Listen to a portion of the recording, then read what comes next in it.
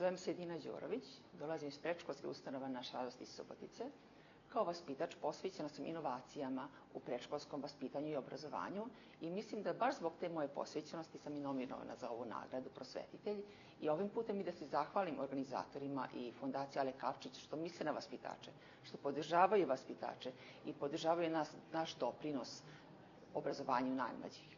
Član sam e-twinning zajednice i kroz te međunarodne e-twinning projekte povezujem naše najmlađe sa svim vršnjacima iz cijele Evrope, učimo zajedno, stvaramo jednu globalnu zajednicu koju širimo svaki dan. Moja učionica, moja radna soba je jedno malo carstvo nauke gde radim po STEM principima, kroz igru, kroz eksperimente, kroz digitalnu tehnologiju, razvijem dečju radoznalost i dečju maštu. Mislim da digitalne veštine nisu samo veštine, nego i način razmišljanja i zato kažem da svako dete nosi jednu malu zvezdu u sebi, a moja uloga je da je osvetlim.